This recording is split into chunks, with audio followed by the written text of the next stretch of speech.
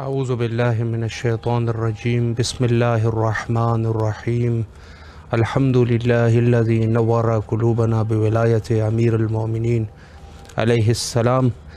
امام حسین علیہ السلام TV4 کربلا مقدسہ کے آن لائن ٹرانسمیشن پروگرام معرفت منتظر اجل اللہ تعالی فرجہ الشریف میں آپ کی خدمت میں حاضر ہے۔ جیسے کہ آپ کے علم میں ہے کہ ہماری گفتگو کا سلسلہ امام زمانہ علیہ السلام کے عنوان سے چل رہا ہے، اور ان میں پہلے بھی عرض کر چکے ہیں کہ دور غیبت کبریٰ میں ہماری ان عظیم ذمہ داریوں میں سے، ان مہم ذمہ داریوں میں سے ایک ذمہ داری امام زمانہ علیہ السلام کی ظہور کے لیے دعا کرنا ہے، اور یہی دعا جو کہ ہمیشہ ہم پڑھتے رہتے ہیں، اللہم عجل لولیک الفرج، یعنی گویا کہ اللہ سبحانہ و تعالی سے کہہ رہے ہیں کہ آپ اپنے ولی اور جو زمین کا وارث ہے، جو امام ہے، اس کا ظہور فرما دے، ان کی ظہور میں جلدی کر دے، تعجیل کر دے، جو کہ اس دعا کی کافی احادیث میں اور روایات میں اس کی کافی تاکید ہو چکی ہے۔ تو اب اس دعا کرنے کی بھی کچھ شرائط ہوتے ہیں۔ ایک شاعر نے کیا خوب کہا تھا، شعر تو میرے ذہن میں نہیں ہے، لیکن انہوں نے بڑی اچھی تعبیر اور ایک اچھی فکر دی تھی۔ انہوں نے کہا تھا کہ کہیں ایسا نہ ہو کہ یہ دعا جو آپ کر رہے ہیں یہ وہی ثابت ہو جائے جیسے کوفیوں کے وہ خط حضرت امام حسین علیہ السلام کے لیے تھے۔ کیا زبردست تعبیر ہے، یعنی وہاں انہوں نے خط بھیجے، جو کہ روایت میں تقریباً 12,000 خط کوفیوں نے بھیجے تھے، اور جب وہاں انہوں نے اپنے سفیر کو بھیج دیا تو ان کی شہادت واقع ہوئی، اور آخر حضرت سید الشہداء علیہ السلام بھی کربلا میں شہید ہوئے۔ تو اس شاعر نے بہت اچھی فکر دی، انہوں نے کہا کہ کہیں یہ ہماری دعائیں وہ کوفیوں کے خط تو ثابت نہ ہو جائے، تو پس اس شخص کے لیے اس کے اوپر ضروری ہے، واجب ہے کہ وہ جو یہ دعا کر رہا ہے کم از کم اس کی اتنی شجاعت ہونی چاہیے، اگر امام تشریف لائیں تو اس کے لیے وہ اپنی جان دے سکے، فداکاری کر سکے، اس کی اتنی قوت ہونی چاہیے کہ اس کے اندر جو خلوص ہے وہ خلوص کا معیار کیا ہونا چاہیے، وہ مکمل ہونا چاہیے۔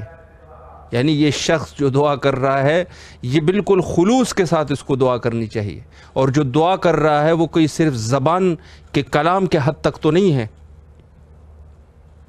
ان چیزوں کو ہم نے بہت ہی دقیق طریقے سے لینا ہے۔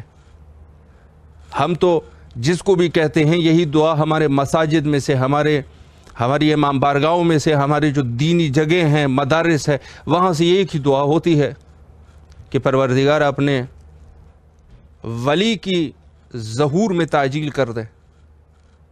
تعجیل تو کر دیں، لیکن ہوگا کیا ہم اس چیز کے لیے آمادہ ہیں؟ یہ ضروری ہے۔ ظاہر سی بات ہے کہ اگر آپ کسی مہمان کو بلانا چاہتے ہیں تو اس کو وہی چیزیں اس کے سامنے پیش کی جائے گی جو کہ اس کی مرضی کے مطابق ہے، جس چیز کو وہ پسند کرتا ہے۔ اگر کسی چیز کو وہ پسند نہیں کرتا تو آپ یقیناً اس چیز کو وہاں سے ہٹاؤ گے۔ یہی کچھ سلسلہ امام زمانہ علیہ السلام کا بھی ہے۔ امام زمانہ علیہ السلام کیا پسند فرماتے ہیں؟ ظاہر سی بات ہے کہ وہ خود جو شخص جس طریقے سے ہوگا، جو اس کا کردار ہوگا، اسی کردار کو وہ دوسرے لوگوں میں بھی دیکھنا چاہے گا۔ جیسے نماز ہے، جیسے احکام الہیہ ہے، تو ان سب چیزوں کے لیے ہمیں آمادگی کرنی ہے۔ دور غیبت کبریٰ، یہ ہمارے پاس جو فرصت ہے، جو اللہ نے ہمیں یہ فرصت دی ہے، یہ در حقیقت ہمیں اپنے ذات کو آمادہ کرنا چاہیے۔ بہت سے لوگ ایسے ہوتے ہیں، کہتے ہیں ہم امام زمانہ علیہ السلام کے لیے زمینہ سازی کریں۔ بھائی امام زمانہ علیہ السلام کے لیے زمینہ سازی کرنے سے بہتر یہ ہے کہ آپ خود اپنے ذات کو درست کر دیں، یہ ضروری ہے۔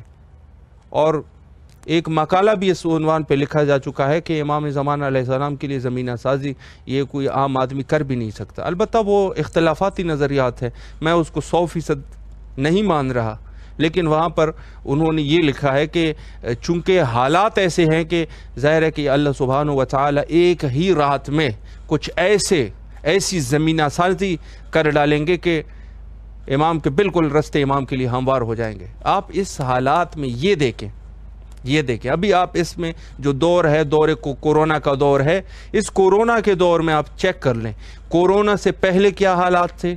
دنیا بالکل تیزی میں جا رہی تھی، کوئی سوچ نہیں سکتا تھا کہ کوئی ایسی بیماری بھی آ جائے گی جو اس ترقی یافتہ دور میں اس کا علاج نہیں ہوگا۔ یعنی یہ چیزیں بالکل لوگوں کے لیے ایک مبہم چیزیں تھی، کہا کہ ایسا تو ہو ہی نہیں سکتا، لیکن ہوا کیا جب کورونا کا حملہ ہوا تو پوری کی پوری دنیا جو ہے وہ بے بس ہو گئی۔ یعنی یہاں سے ہم اس حدیث کی تصدیق کو لے سکتے ہیں، سمجھ سکتے ہیں کہ کس قدر یعنی اللہ کی قدرت میں کیا کچھ ہو سکتا ہے۔ البتہ یہ تو بہت سارے لوگ کہتے ہیں کہ کچھ ایسے دشمن عناصر لوگ تھے جنہوں نے اس کورونا کو دنیا کے اوپر غالب کر دیا اور مسلط کر دیا، اور وہ بعض کہتے ہیں کہ نہیں یہ ایک وبا ہے اللہ سبحانہ و تعالیٰ کی طرف سے، اللہ کی طرف سے وبا ہے۔ بہرحال جو بھی ہے، دونوں طرف سے کم از کم ہمیں یہ فکر جو ہے اس چیز کو گویا کہ سمجھا رہے ہیں کہ یعنی اللہ کی قدرت میں سب کچھ ہے، وہ ایک رات میں کچھ ایسا کر سکتے ہیں کہ اللہ اپنے ولی کے لیے بالکل زمینہ سازی کر دے، اور اس کے علاوہ بہت ساری خبریں آپ لوگوں نے دنیا میں پڑھی ہوگی۔ یہ زمینہ سازی کے عنوان سے میں کہہ رہا ہوں، زمینہ سازی میں ان لوگوں کے لیے بھی کہہ دوں، زمینہ سازی جو کہ ظاہراً زیادہ جو ہے وہ پڑھے لکھے نہیں بھی ہے، یعنی زیادہ مدرسے میں نہیں گئے ہیں۔ زمینہ سازی سے مراد یہ ہے کہ ہم دنیا میں کچھ ایسا کر سکے کہ امام زمانہ علیہ السلام کے لیے آنے میں آسانی ہو جائے، دنیا میں کچھ ایسا کرے کہ امام زمانہ علیہ السلام کے لیے آسانی ہو جائے، اس کو کہتے ہیں زمینہ سازی۔ یعنی امام زمانہ علیہ السلام کے لیے زمین کا فراہم کرنا۔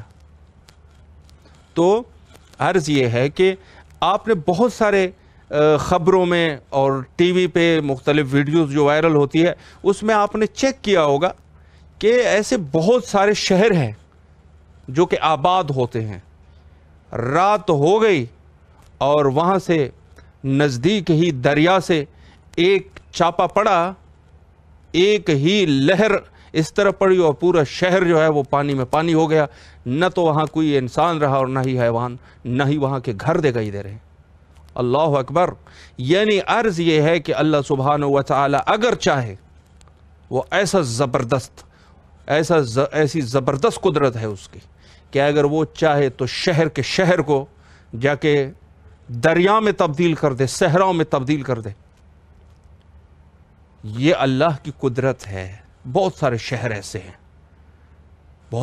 ایسے ہیں کہ جو دریا کے کنارے ہیں یا دریا سے دور ہے، ایک دم سے کوئی ایسا ایک لہر آ گئی سمندر سے جس سے وہ پورے شہر جو ہے شہر کے شہر نہ رہے بلکہ وہ پانی کا حصہ ہو گیا۔ تو اللہ سبحانہ و تعالی اپنے ولی کے لیے زمینہ سازی کر سکتے ہیں۔ اور دوسری بات یہ ہے کہ ہم اب کہتے ہیں کہ ہم امام زمانہ علیہ السلام کی نصرت کریں گے، یہ تو ہم اپنی ذات کی بھلائی کے لیے کر رہے ہیں۔ اور اس کا اشارہ کہاں سے ملتا ہے؟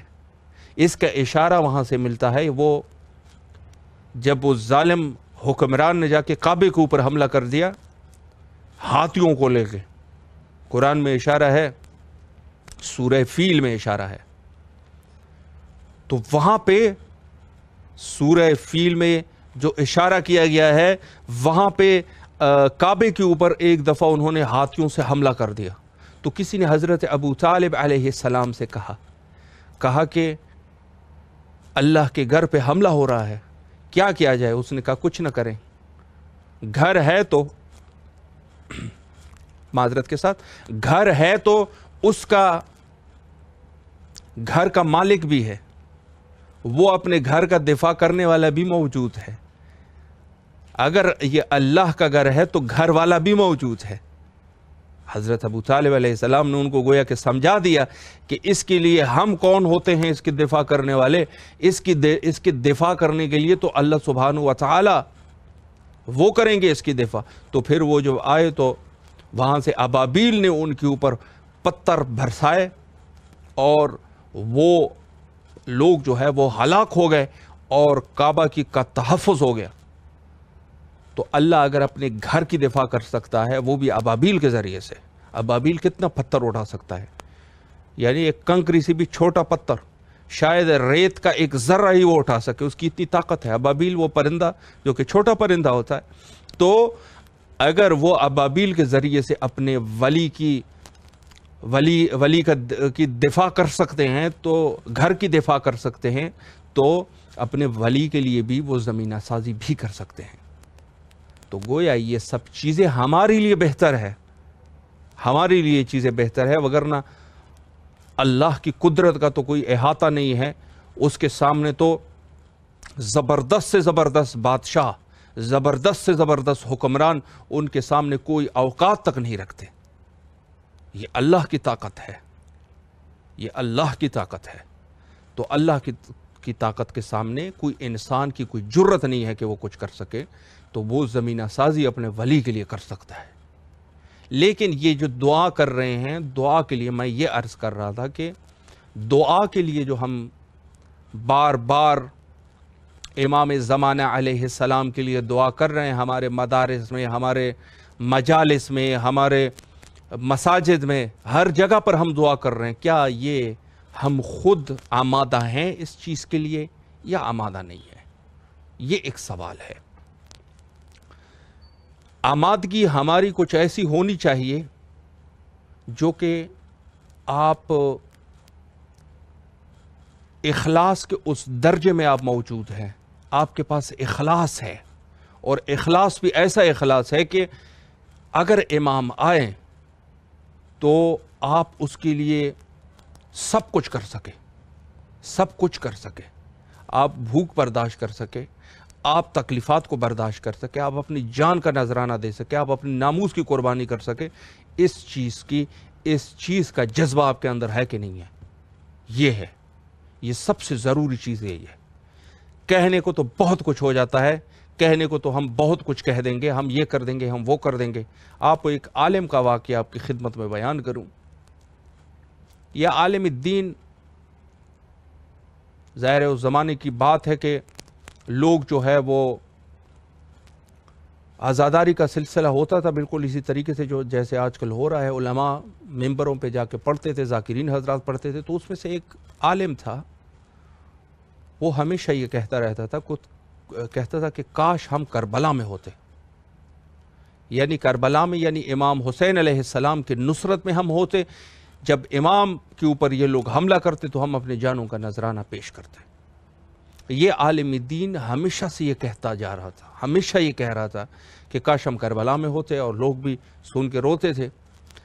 تو ایک دن اس کے یہ جب سو گیا رات کو تو خواب میں اس نے دیکھا کہ کربلا کی صحرا ہے، ایک طرف حضرت امام حسین علیہ السلام تشریف فرما ہے، دوسری طرف یزید کا لشکر ہے، اشقیاء کا لشکر ہے، اور لشکر بہت زیادہ ہے۔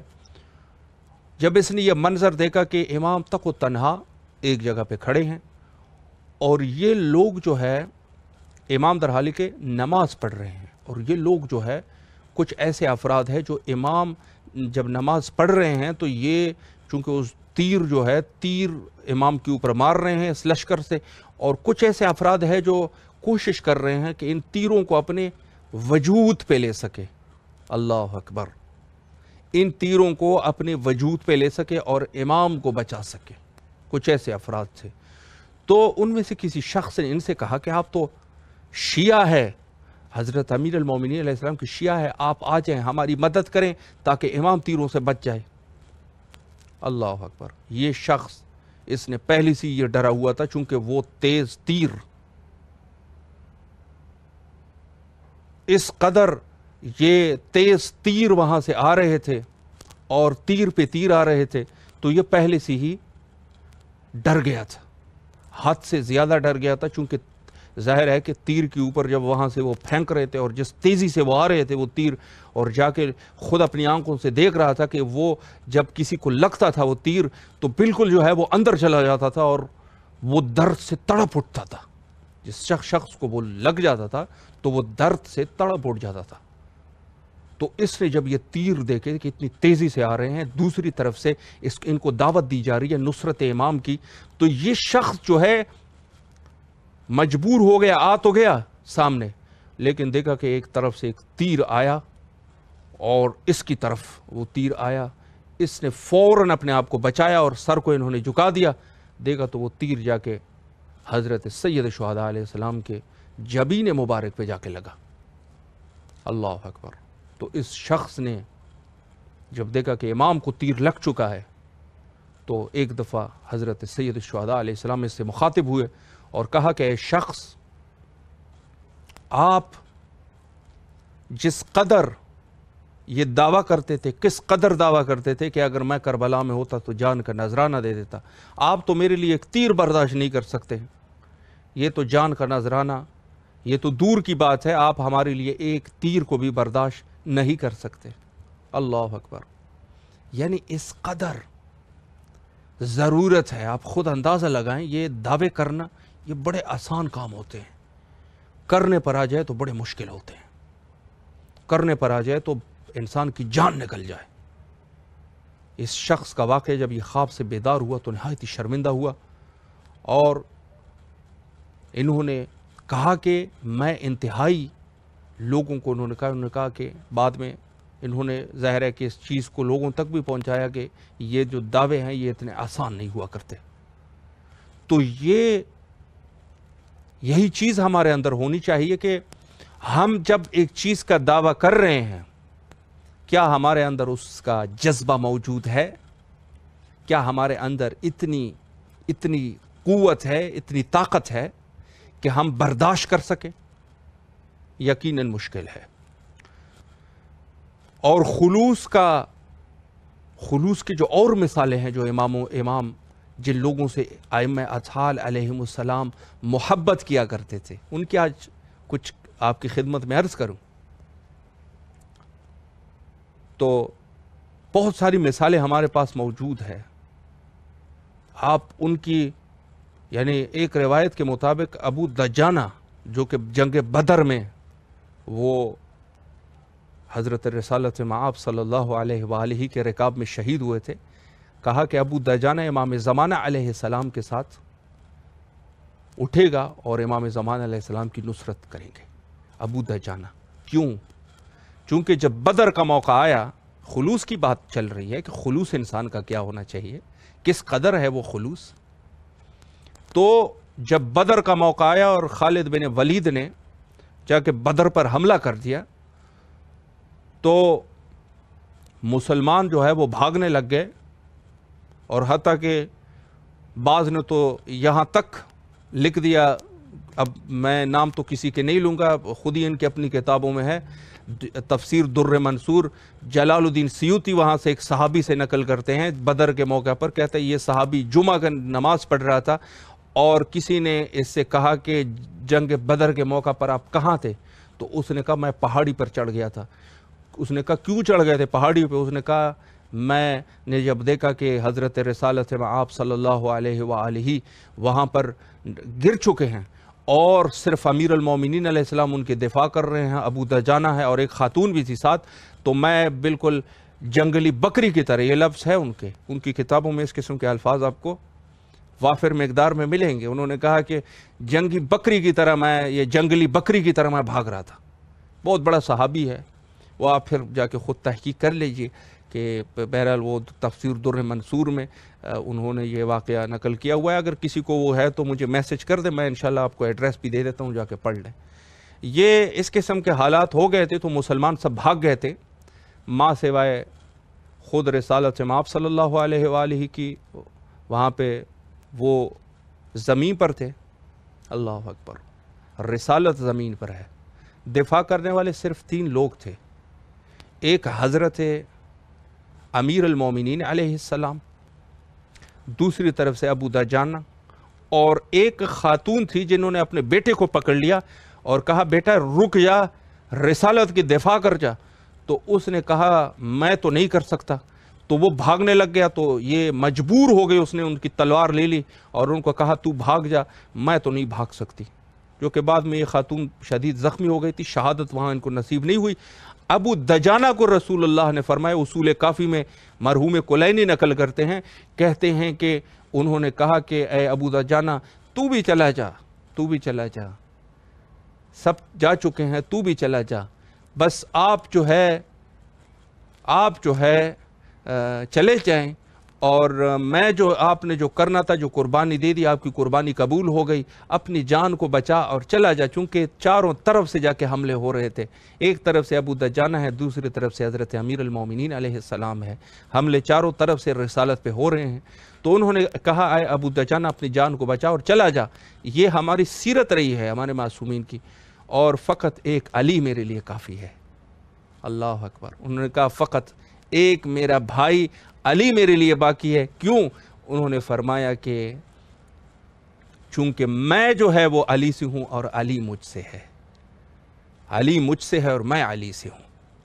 کیا زبردست اور کیا خوبصورت الفاظ تھے حضرت رسالت سے آپ صلی اللہ علیہ وآلہ کہ مرحوم کلینی نے روایت کو نقل کر دی اور کہا کہ جب انہوں نے کہا کہ ہے تو بھی چلا جا، البتہ وہ نہیں گئے، انہوں نے کہا نہیں ہم تو اپنی جان کا نذرانہ دے کے جائیں گے. تو انہوں نے اپنی جان کا نذرانہ دے دیا اور وہ شہادت کا جام انہوں نے نوش کر لیا. لیکن حضرت امیر المومنین علیہ السلام وہاں کھڑے رہے اور کہتے ہیں کہ حضرت کے جسم اقدس پہ بہت سارے تیغ، وہاں پہ بہت سارے زخمیں اور بہت ساری وہ چیزیں آ گئی. تو چاروں طرف سے حضرت امیر المومنین حملہ کرتے تھے اور جا کے ان کو مارتے جاتے تھے. تو یہ خلوص کی ایک داستان ہے، خلوص کی ایک داستان ہے یہاں پہ. تو یہ جو محبت اہل بیت کی ہے اور یہ افراد جو کہ اتنے اوپر یہ پہنچ چکے ہیں، آپ یقین فرمائیں کہ اور کچھ بھی نہیں ہے، وہ فقط ان کا خلوص ہے، خلوص ہے. مالک اشتر کیوں بنا؟ خلوص کی وجہ سے بنا. جب شہادت ہوئی تو امیر المومنین علیہ السلام نے فرمایا کہ یہ اس کی منزلت ایسی تھی میرے ساتھ جیسے میری منزلت رسول اللہ صلی اللہ علیہ وآلہ کے ساتھ. مالک اشتر کے لیے کہا، قربانیاں تھی، معاویہ کے خیمے کے نزدیک پہنچ چکے تھے اور جنگ صفین میں بالکل خیمے معاویہ تک پہنچ چکے تھے. لیکن جب امام نے حکم دے دیا تو واپس آئے اور انہوں نے تیر بھی مارا، جو کہ تاریخ میں لکھا ہے. تو یہ اس قسم کے مخلصین تھے، چاہے وہ ابو ذر ہے، مقداد ہے، سلمان ہے، یہ سب کے سب کی مثالیں اپنے مثال آپ ہے. تو ہمارے مذہب شیعہ میں اسی وجہ سے تو ہم ان کو صحابی مانتے ہیں جو کہ قربانیاں دینے والے ہیں. ہم ہر اس شخص کو صحابی نہیں مانتے جنہوں نے فقط اپنی چہرے سے صرف چہرے رسول اللہ صلی اللہ علیہ وآلہ کی زیارت کی ہو اور ہم ان کو صحابی مان جائے. صحابی ہم ایسے نہیں مانتے، ہم تو مخلصین کو صحابی مانتے ہیں جو صحیح رستے میں جا کے ان کی شہادتیں ہوئی ہے، انہوں نے تکلیفیں اٹھائی ہیں، انہوں نے خلوص کے اس درجے پر وہ پہنچے ہیں. ہم تو ان کو صحابی مانتے ہیں، ہم تو ہر غیر کو صحابی نہیں مانتے. آپ لوگوں نے صحابی بڑھانے ہیں تو بڑھاتے جاؤ، آپ کی مرضی ہے. ہمارے ہاں صحابیوں کا معیار جو ہے وہ خلوص پر ہے اور ہم ان کو صحابی مانتے ہیں جس سے ائمہ اطہار علیہم السلام اور رسالت سے آپ صلی اللہ علیہ وآلہ محبت فرمایا کرتے تھے. ہمارے لیے معیار یہ ہے. بس معیار کا بھی اندازہ یہ ہو جائے کہ ہمارے ہاں محبت کے عنوان پہ ہم لوگ جو محبت ہے اہل بیت کی ان کے ساتھ، فرمایا کہ السلمان منا اہل بیتی، سلمان ہمارے اہل بیت میں سے ہے. اور پھر ابی ذر کے لیے فرمایا وہ جو رستے میں ایک شخص آیا، بڑا واقعہ ہے، شدید گرمی ہو رہی تھی، حضرت ابو ذر غفاری.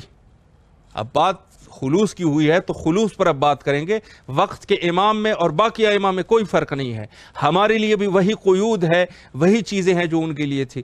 تو یہ شخص روانہ ہوا حضرت رسالت سے آپ صلی اللہ علیہ وآلہ کسی سفر میں تھے اور شدید گرمی وہاں پہ تھی، شدید گرمی تھی. شدید گرمی کی وجہ سے یہ حضرت ابو ذر غفاری یہ جا رہے تھے کہ میں پہنچ جاؤں پیغمبر اسلام کے پاس. تو یہ جا رہے تھے اور اس کے مشک میں کچھ پانی تھا، مشک میں پانی تھا. تو یہ ایک دفعہ اس کو شدید گرمی لگی، چونکہ ظاہر ہے کہ صحرائی سفر تھا، تکلیفات زیادہ تھے. تو انہوں نے پانی نکالا اور پینے کی کوشش کی. انہوں نے کہا کہ شدید گرمی ہے, اسی صحرا میں کہیں اللہ کے حبیب بھی تو ہوں گے, تو شاید ہو سکتا ہے انہوں نے پانی نہ پیا ہو, بہتر یہ ہے کہ پانی ان کے حضور پیش کیا جائے, اللہ اکبر, اور یہ پانی ان کو دیا جائے تاکہ وہ پانی کو پی سکے. تو انہوں نے پانی نہیں پیا, انہوں نے کہا کہیں ختم نہ ہو جائے, کم نہ ہو جائے, میٹھا پانی ہے, جا کے اللہ کے حبیب کے پاس اس کو پہنچا دے. یہ صحابیت کا معیار ہے. اور چلتا گیا چلتا گیا چلتا گیا, ایک دفعہ پھر اس کو اتنی گرمی لگی, گرمی شدید اور صحرائی سفر, آخر کار یہ شدید نڈھال ہو گیا, لیکن پانی نہیں پی رہا. وجہ یہ ہے کہ اس پانی کو ہم نے حبیب خدا حضرت محمد مصطفیٰ صلی اللہ علیہ وآلہ تک پہنچانا ہے تاکہ وہ اس میٹھے پانی کو نوش فرما سکے. تو یہ جا رہے ہیں اور دور سے انہوں نے دیکھا کہ یہ ایک شخص حضرت رسالت مآب اپنے اصحاب کے ساتھ ہے. پانی وافر مقدار میں وہاں پہ موجود تھا, تو انہوں نے دور سے دیکھا کہ ایک شخص آ رہے ہیں, ایک عرب لباس میں ایک شخص آ رہے ہیں. تو انہوں نے کہا کہ کیا اچھا ہو جائے گا اگر یہ ابو ذر غفاری ہو. اللہ اکبر, کیا بہترین ہو جائے گا, کیا اچھائی ہو جائے گی اگر یہ ابو ذر غفاری ہو. تو جب نزدیک آیا تو ایک صحابی نے کہا کہ یا رسول اللہ, آپ کے لیے خوشخبری ہے, جیسے آپ نے فرمایا تھا کہ کیا اچھا ہو جائے گا اگر یہ ابو ذر غفاری ہو. محبت کا اندازہ آپ لگائیں کہ خود رسالت مآب صلی اللہ علیہ وآلہ کتنی محبت کر رہے ہیں ابو ذر غفاری سے. وہ بھی عاشق رسول ہے, یہ عشق رسول ہے. قتل و غارت آپ کے ہاں عشق رسول ہے. لوگ جو ہے وہ قتل و غارت شروع کر دیتے ہیں, ہم جا کے وہ ہے عاشق رسول ہے. قتل و غارت عاشق رسول نہیں ہوتا, یہ سختیاں برداشت کرنے والے عاشق رسول ہوا کرتے ہیں. دوسرے یہ لوگ تخریب کاریوں والے عاشق رسول نہیں ہوتے, لوٹ مار کرنے والے خارجی ہوتے ہیں, عاشق رسول نہیں ہوتے. تو یہ اگر کرنا ہے تو یہ عشق ہے. تو ابو ذر غفاری جو ہے وہ پانی کا مشکیزہ لیے ہوئے ہیں اور اتنی پیاس لگی ہوئی ہے کہ چلنے کی ہمت نہیں ہو رہی, پھر بھی قدم اٹھا رہے ہیں. تو صحابی آیا رسول اللہ کے پاس اور انہوں نے کہا یا رسول اللہ, آپ کے لیے خوشخبری ہے, جیسے آپ نے فرمایا تھا کہ کاش کہ یہ شخص کیا اچھا ہو جائے گا اگر ابو ذر غفاری ہو, تو یہ تو ابو ذر غفاری ہی ہے. تو وہ جب نزدیک ابو ذر غفاری پہنچے تو رسول کے قدموں میں گر گئے اور شدت پیاس سے بے ہوش ہو گئے. اللہ اکبر. تو آپ نے فرمایا کہ ان کے لیے جلدی سے پانی لایا جائے. پانی جب پلا دیا, ہوش میں آئے, تو انہوں نے مشکیزہ اٹھایا اور کہا یا رسول اللہ, پانی حاضر ہے. اللہ اکبر, پانی حاضر ہے آپ کی خدمت میں. تو انہوں نے, آپ نے فرمایا کہ اے ابو ذر, اتنی شدید گرمی میں آپ آ رہے ہیں تو یہ پانی آپ کے پاس ہے, ہم تو پانی آپ کے پاس ہے, آپ پی کیوں نہیں رہے؟ تو انہوں نے کہا کہ یا رسول اللہ, میں یہ سوچ رہا تھا کہ میٹھا پانی ہے اور شدید گرمی ہے, ممکن ہے کہ پانی آپ کے پاس شاید نہ رہے, تو یہ میٹھا پانی آپ تک میں پہنچا سکوں. اللہ اکبر. یہ معیار ہے عشق کا. عشق یہی معیار ہوا کرتے ہیں. عشق میں یہی کچھ ہوتا ہے کہ انسان اپنے ذات سے اپنے محبوب کو, اپنے جو عشق ہے, جو مقصود ہے, اس کو اہمیت دے سکے. اس کو کہتے ہیں عشق. یہ جو خامخواہ اپنے آپ کو جو شو کر رہے ہیں نا عاشق رسول, یا عاشق رسول نہیں ہوتے. ہم آپ کی خدمت میں عرض کریں, جیسے یہ مثال وہ ہے, ہمارے پاس صحابیت کا یہ معیار ہے اور ان کے پاس جو صحابیت کا معیار ہے وہ کچھ اور ہے. وہ جنگ سے بھگوڑے ہیں, وہ جنگوں سے بھاگا کرتے تھے. ان کے جو صحابی تھے وہ جنگوں سے بھاگا کرتے تھے. ہزاروں شواہد موجود ہیں ان کی اپنی کتابوں میں, جنگوں سے بھاگ کے رسول اللہ کو چھوڑ کے بھاگ گئے ہیں. وہ اولاً تو جنگوں میں ہی شرکت نہیں کیا کرتے تھے. کون سا کس کتاب میں لکھا ہے کہ فلاں شخص نے کسی کو قتل کیا ہو, کسی کافر کو؟ سب جو ہے بھگوڑے تھے, بھاگ جاتے تھے اور کچھ بھی نہیں کرتا تھا. رسالت مآب صلی اللہ علیہ وآلہ کو چھوڑ دیتے تھے, اسلام کو چھوڑ دیتے تھے, اپنی جان بچا کے بھاگ جاتے تھے. یہ ان کے پاس صحابیت کا معیار ہے. ہمارے ہاں معیار جو ہے وہ ابو ذر غفاری ہے. ہمارے پاس معیار ہے تو سلمان محمدی ہے. ہمارے پاس معیار ہے تو میثم تمار ہے. ہمارے پاس معیار ہے تو مالک اشتر ہے. اور اس کے علاوہ وہ صحابی, وہ اصحاب جو ائمہ اطہار علیہ السلام کے دور میں گزرے ہیں, اس میں سے شاید اس میں ابن مسعود ہے اور زرارہ ہے اور دیگر ایسے اصحاب جو کہ جنہوں نے اپنی جانوں کی قربانیاں دی ہے, اپنے مال کی قربانیاں دی ہے, لیکن انہوں نے امامت کی دفاع کی ہے. یہ صحابیت کا ہمارے پاس معیار ہے، اور اس کے بارے میں یہی ہے کہ جیسے اس دور میں ایسا کچھ ہوتا تھا، اس دور میں بھی یہی کچھ ہے کہ ہمارا یہ دور غیبت امام زمانہ علیہ السلام، امام زمانہ علیہ السلام کی اس غیبت کے دور میں جو کہ ہم دعا کر رہے ہیں کہ امام زمانہ علیہ السلام کا جلدی ظہور ہو جائے، تو ہم کیا اس عشق کے مقام پہ ہیں؟ کیا ہم اس عشق کے مقام پہ ہیں؟ ابو ذر غفاری کے مقام پر ہیں ہم؟ کس طریقے سے انہوں نے جو کیا تھا ہم کر سکتے ہیں؟ یقیناً ہمارے لیے مشکل ہے۔ جب ہمارے لیے مشکل ہے تو ہم امام کو کیوں آوازیں دے رہے ہیں؟ اگر امام آ گیا اور یہی سوال کر لیا کہ اے شخص تو ہی تھا جو کہ مجھے پکارا کرتے تھے، ہمیشہ کہتے تھے کہ آجا آجا، تو ہمیں بہت زیادہ دقت کی ضرورت ہے، اور نہایت ہی دقت فکر کی ضرورت ہے، اور ہمیں کوئی ایسا اقدام قطعی طور پہ نہیں کرنا چاہیے کہ جس کی وجہ سے ہمیں بعد میں شرمندگی اٹھانی پڑ جائے۔ میں یہ نہیں کہہ رہا کہ آپ دعا نہ کیجیے، دعا ضروری ہے، دعا کرنا ہے، یہ واجب چیز ہے کہ امام کے ظہور کے لیے دعا کی جائے، ائمہ اطہار علیہ السلام کی سنت ہے، لیکن اس دعا سے پہلے اپنے وجود کی جو وضو ہے، جو وجود کو جو پاک کرنا ہے وہ آپ ضرور کیجئے، چونکہ اگر ہم وجود کو پاک نہیں کریں گے تو جب دعا کریں گے تو یہ ہم خود مورد ملامت ہو جائیں گے، اور ہم لوگ جو ہے بعد میں بغیر اس کے جو ہے ہمارے لیے یہ چیزیں جو ہے وہ بہتر نہیں رہے گی۔ دیگر بہت ساری ایسے مثالیں مخلصین کے ہمارے پاس موجود ہے کہ کیا خلوص کے اس درجے پر تھے۔ چاہے آپ دوسری طرف اگر دیکھا جائے، امام صادق علیہ السلام کے دور میں وہ شخص آئے اور انہوں نے کہا کہ یا امام میں آپ کا شیعہ ہوں۔ امام نے فرمایا کہ آپ ہمارے شیعہ نہیں ہیں، آپ ہمارے شیعہ نہیں ہیں، آپ ہمارے محب ہیں۔ تو اس نے کہا کہ نہیں میں آپ کا شیعہ ہوں، تو انہوں نے کہا کہ اگر آپ شیعہ ہے تو جا کے تنور میں کود جائیے، تنور میں کود جائیے، تو انہوں نے تنور میں وہ نہیں کود سکا۔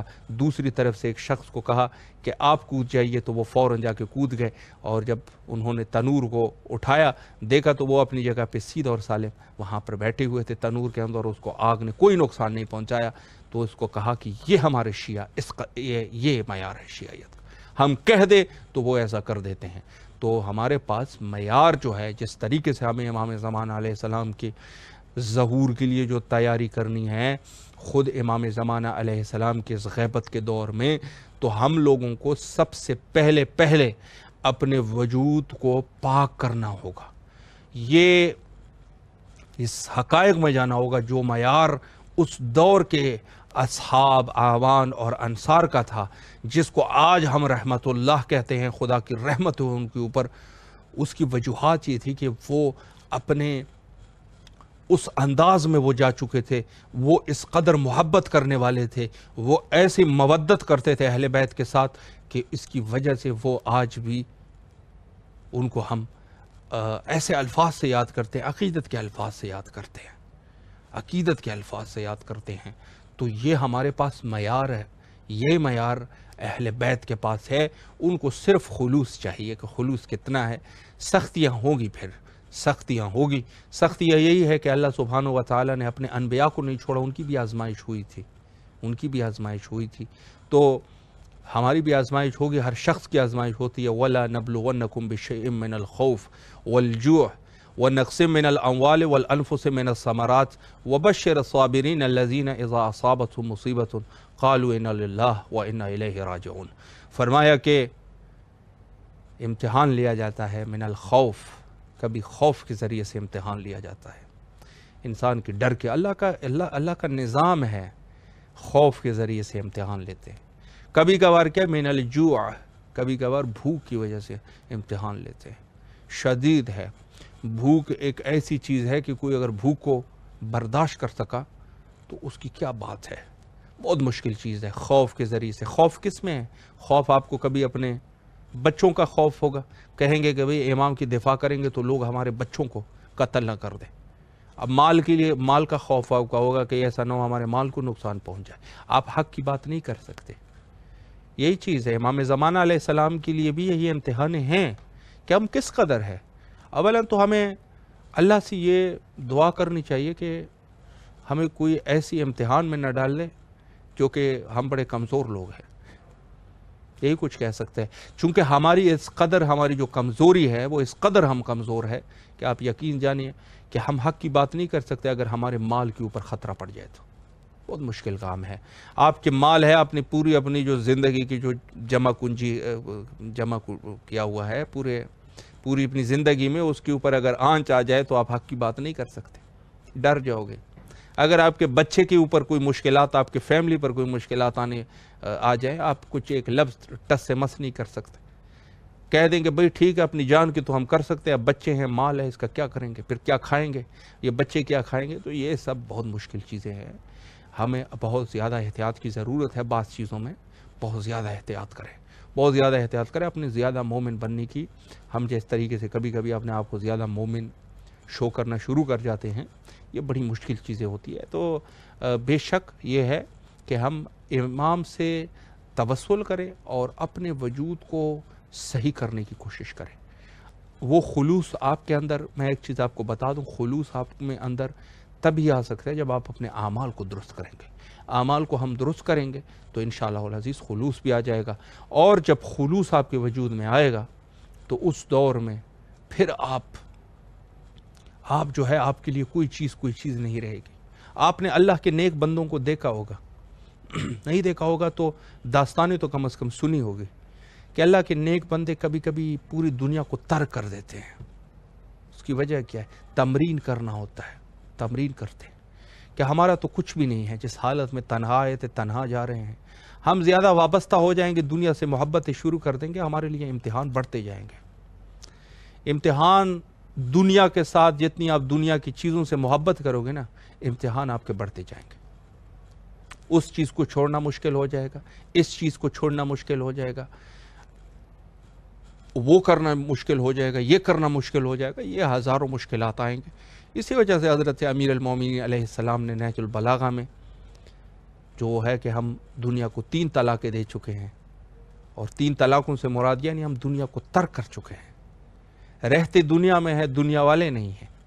انسان کو ایسا ہی ہونا چاہیے کہ انسان رہے دنیا میں لیکن دنیا والا نہ ہو، دنیا اس کے لیے کوئی اہمیت نہ رکھتا ہو، دنیا کے پیسے اس کے لیے کوئی اہمیت نہ رکھتا ہو، دنیا کا مال ان کے لیے کوئی، ضرورت کے حد تک تو بہتر ہے کہ انسان ضرورت کے حد تک چلا جائے اور ضرورت کے حد تک اس چیز کا استعمال کرے، لیکن غیر ضروری چیزیں جیسے کہ ہمارے شوق ہوتے ہیں اور ہم اپنے ہائے دن کوشش کرتے ہیں کہ کچھ نہ کچھ ہم اپنے مال میں اضافہ کر دیں، ہماری کوئی چیز جو ہے وہ بڑھ جائے، ہمارے پاس جو ہے وہ عزت اور شوکت آ جائے جو ہم کسی اور شخص کو دیکھتے ہیں ان کے پاس ہے، تو ہمارے پاس بھی ہونا چاہیے۔ تو یہ سب چیزیں جو ہے اس کو، یہ ہماری جو خواہشات نفسانی بڑھتے جائیں گے، دنیا سے جتنی محبت کرتے جاؤ گے آپ کے نفسانی خواہشات بڑھتے جائیں گے، مولا سے محبت کرو گے تو مولا کے نزدیک چلتے جاؤ گے، یہ فطرت کا تقاضا ہے۔ اللہ سبحانہ و تعالی سے انسان جو بھی چاہے، جو چیز بھی چاہے، اللہ دے دیتا ہے اس کو، اللہ اس کو دے دیتا ہے۔ اس کی وجہ یہ ہے کہ اللہ نے اپنی ربوبیت کو منوانا ہے لوگوں سے، انہوں نے منوانا ہے، جو چیز کی کا طلب کریں گے، جو چیز کو وہ جس چیز کو وہ چاہے گا، اللہ سبحانہ و تعالی وہ اس کو عطا کر دیتا ہے۔ کوئی طالب علم ہے تو اس کو علم عطا کر دیتا ہے، کوئی طالب دنیا ہے تو اس کو دنیا عطا کر دیتا ہے، کوئی طالب مولا ہے تو اس کو مولا عطا کر دیتے ہیں۔ فرمایا کہ من وجدنی، جنہوں نے مجھے پا لیا، عاشقنی، وہ میرا عاشق ہو گیا۔ تو یہ ایک وہ ہے، من طلبنی، پہلے اس حدیث قدسی کا پہلا جملہ، من طلبنی فوجدنی، جس نے مجھے طلب کر دیا اس کو میں مل گیا۔ اب اسی کے آپ دوسری چیزوں کو بھی اس میں لے سکتے ہیں۔ آپ نے کسی شخص نے مثلا کسی مال دولت کو انہوں نے طلب کر لیا، اللہ نے وہ اس کو دے دیا۔ جنہوں نے علم کو طلب کیا اس کو علم مل گیا، جس نے حکمت کو طلب کر لیا اس کو حکمت مل گئی، جس نے دنیا کو طلب کر دیا اس کو دنیا ملی، جس نے زر زمین اور زن کو طلب کر لیا اللہ نے اس کو زر زمین اور زن سے نوازا، اور جس نے اللہ کو طلب کر دیا، اللہ اکبر، اس کو اللہ جو ہے وہ ملا۔ انہوں نے فرمایا من طلبنی، جس نے مجھے طلب کر لیا، فوجدنی، اس نے مجھے پا لیا۔ تو اللہ سبحانہ و تعالیٰ کے ان اصولوں میں سے یہ ہے کہ ہم اگر کوشش کریں، ہم اگر محنت کریں، ہم اگر سعی کریں، ہم کوشش کریں. کیا قرآن میں یہ نہیں ہے کہ جو میرے رستوں کی کوشش کرتا ہے ہم اس کے لیے رستے کھولتے جائیں گے؟ جو ہمارے رستوں میں کوشش کرتے ہیں رستے کھولتے جائیں گے ان کے لیے. تو ہمیں اللہ سبحانہ و تعالیٰ کی تلاش کرنی ہے. وہی حقیقی وہی ہے، حقیقت وہی ہے. باقی تو سب چیزیں جو ہے وہ مجاز ہے، ختم ہونے والی ہے. کل من علیہا فان ویبقى وجہ ربک ذو الجلال والاکرام. تمام کے تمام چیزیں جو ہے وہ فنا ہونے والی ہے. صرف اللہ سبحانہ و تعالیٰ کی ذات جو ہے وہ بقا میں رہنے والے ہے. کل شیء ہالک الا وجہہ. فرمایا کہ تمام کے تمام چیزوں کے لیے ہلاکت ہے. ہلاک ہو جائے گی یہ دنیا، ہلاک ہو جائیں گے دنیا والے، ہلاک ہو جائیں گے. ان دنیا کے تمام اشیاء فنا ہو جائیں گے. صرف الا وجہہ، فقط اللہ کی ذات رہ جائے گی، فقط اللہ کی ذات رہ جائے گی. باقی سب چیز نے جا کے فنا میں جانا ہے، ختم ہونا ہے اور ان کو ہلاکت آنی ہے، بالکل نیست و نابود ہونا ہے. زبردست حکمران ہے، زبردست حکمران جا کے ختم ہو جائیں گے. زبردست تاج و محل ہے، تخت و تاج ہے، وہ جا کے ہل جائیں گے اللہ سبحانہ و تعالیٰ کی قدرت سے، اور وہ جا کے فنا ہو جائیں گے، ختم ہو جائیں گے. فرعون جیسا بادشاہ ختم ہو گیا، نمرود ختم ہو گیا، شداد ختم ہو گیا، اور دوسرے جتنے بھی لوگوں نے مظالم کیے سب ختم ہو گئے. صرف اللہ کی ذات، اور یہ جو ابھی ہے یہ بھی ختم ہونے والا ہے. فقط اللہ کی ذات جو ہے وہ وَيَبْقَ وَجْهُ رَبِّكَ ذُو الْجَلَالِ وَالْإِكْرَامِ. فقط اللہ کی ذات جو ہے وہ رہنے والی ہے.